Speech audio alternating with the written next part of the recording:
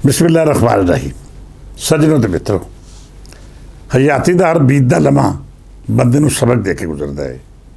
ये वगदे पानी दी वो मिसाल है जिहड़ी एक बारी पुलां हेठों लंघ गई तो फिर इन्हें मुड़ के नहीं आउणा। सियाणे लोग उही हुंदे ने जिहड़े हर लम्हे नाल सबक सिੱਖਦੇ ने।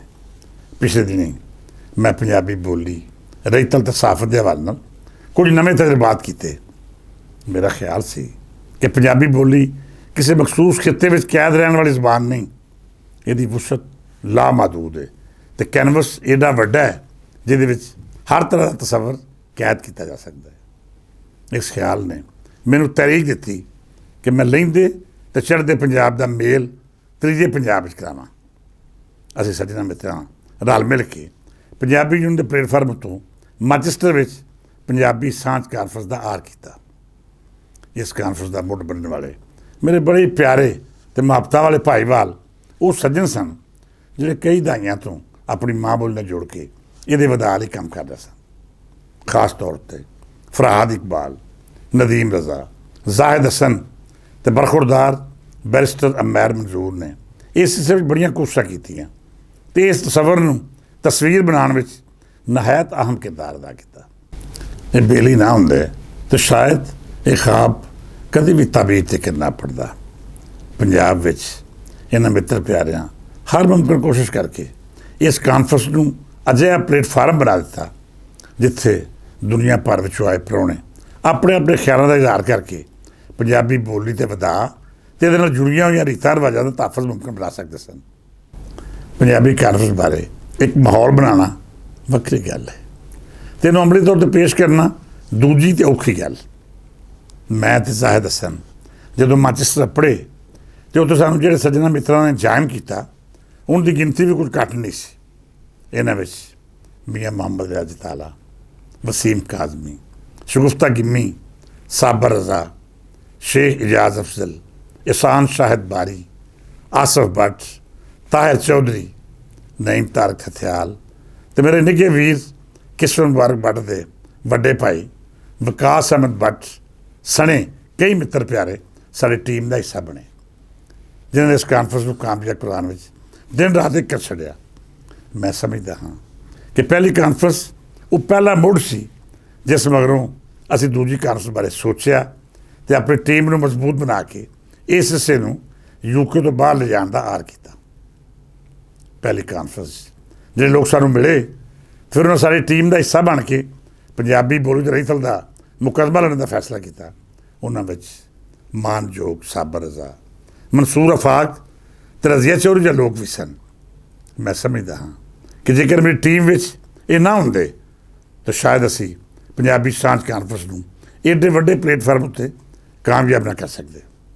इन्हां मित्र प्यारिਆਂ ने दिन रात एक करके पंजाबी सांझ कानफ्रेंस का बेड़ा तोड़ लाया। अज मैं बड़े फखर नाल आख सकदा हाँ कि मेरे मोढ़े नाल मोढ़ा ला के पंजाबी बोली का झंडा उच्चा करने वाले साबर रज़ा होरी अपना तारफ आप ने।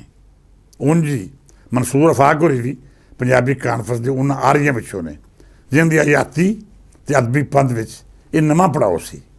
यकीनी तौर पर उर्दू ते अदबी हवाले नाल उनका कद काठ बहुत बुलंद है पर पंजाबी बोली का जिहड़ा सिलसिला उहदे नाल रल के पंजाबी आलमी सांझ कानफ्रेंस शुरू होया वो एक तारीखी हवाला ते कारनामा बन गया।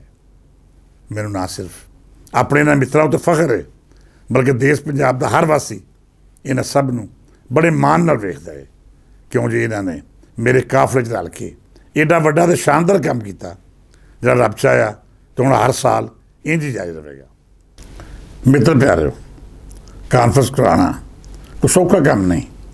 लोगों को इकट्ठा करना, उन्होंने दावतनामे देना, गिले शिकवे सुनना तो फिर उन्होंने मुसलसल राबते में रहना दिन रात की मेहनत है। मैं चूँकि पिछले 50 वरियां तो अदबी मेले तो कानफ्रेंस करवा रहा हाँ इस करके मैनूं चंगी तरह पता है कि किड्डा जोखम भरिया चैलेंज है।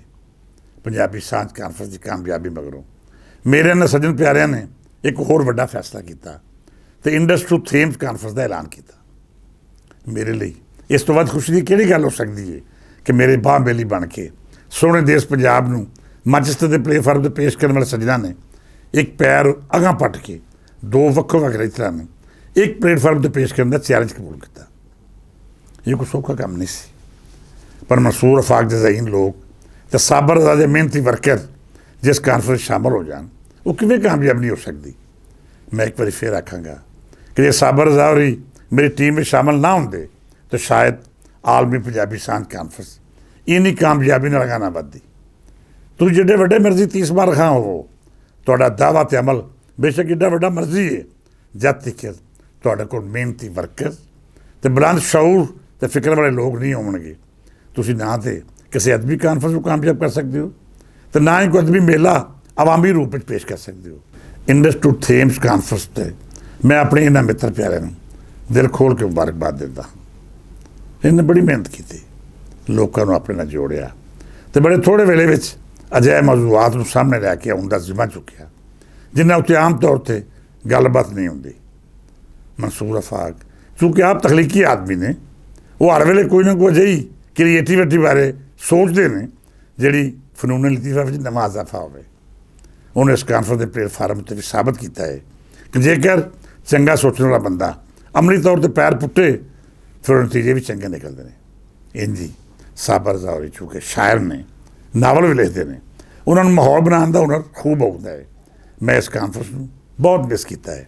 मेरी तरह सैकड़े लोग होर भी होणगे जिहड़े पंजाबी आलमी कानफ्रेंस ते रलती होए पर इस कानफ्रेंस का हिस्सा ना बन सके। असीं इस कानफ्रेंस नूं मिस करन दे नाल नाल ये भी आखांगे कि अजिहियां कानफ्रेंस का आर ना सिर्फ साडे रेतल दे वधाल ही बहुत जरूरी है, बल्कि नवीं नस्ल नूं जिद्दत ते नवे ख्यालात नाल हमआहंग करना भी जरूरी है। मंसूर अफाक होरां नूं मेरे वालों भरवीं मुबारकबाद, उनकी टीम ते चाहण वालियां नूं मुबारकबाद, क्यों जी अजिहा काम रोज़ दिहाड़े नहीं होंदे। कानफ्रेंसां करवाउणियां खाला जी दा वाड़ा नहीं, लोकां नूं बुलाना, उनकी कौड़ियां गल्लां सुणनियां, गिले शिकवे बर्दाश्त करने तो फिर भी मत्थे उत्ते वट ना पाना। जब कोई मंजिल तय कर लवे फिर ही वो कानफ्रेंस का मंच जा सकता है। जे हर बंदा कानफ्रेंस करवाउण का ऐलान कर देवे, ये सोच लवे कि मेरे नाम उत्ते लोगों का इकट्ठ हो जाएगा, तो फिर वो ना सिर्फ गलत फहमी है बल्कि एक पैर अगां जाके बेवकूफ़ी भी है। लोग बरकत वाले नाम नाल जुड़ते हैं। मंसूर अफाक होरां नूं एक बार फिर मुबारकबाद कि वो भी उन्होंने लोगों में शामिल हो गया जिन्हां दा नाम बरकत वालियां दे आल दुआले लिया जाता है। साबर रज़ा नूं भी मुबारकबाद ते हर उस मित्र नूं भरवीं वधाई जिहड़ा रलती होया तो जिन्हें इस स्टेज तो गलबात की। वो सभी लोग जिहड़े पाकिस्तान तो सन, किसी होर रेतल जुड़ रखते सन, या फिर वो सभी जिहड़े तस्वीरां विच विखाली दिते, उन्हां सब नूं मेरे वल्लों ढेर मुबारकां। तुसीं इस कानफ्रेंस दा हिस्सा बन के अपना नां उन्हां चंद लोकां 'च लिखवा लिया है जिन्हां दो ਵੱਖ-ਵੱਖ रीतां नाल मनसूब इस कानफ्रेंस रद्द की। मैं मंसूर अफाक होरां नूं अर्ज़ करांगा कि इस हिस्से नूं मज़ीद दराज करन, जिवें इस कानफ्रेंस का अनवान तो तसव्वुर उन्हें पेश किया, इंज ही होर कानफ्रेंस का बुढ़ बनन तां जे साडी नवीं पीढ़ी ते वो लोग मुहब्बतां दी सांझ का हिस्सा बन सकन जिन्हां दा पिछोकड़ पंजाब की धरती बोली तो रही तरह जुड़िया है, पर वेले ते हालातां ने उन्होंने ये तो बहुत दूर कर छड्डिया है। अखीर उत्ते एक बार फिर इंडस टू थेम्स कानफ्रेंस के आरियां नूं मुबारकबाद। इजाजत दिओ, फिर मिलांगे तो विचार साझे करांगे। अज लिए नहीं, रब रखा।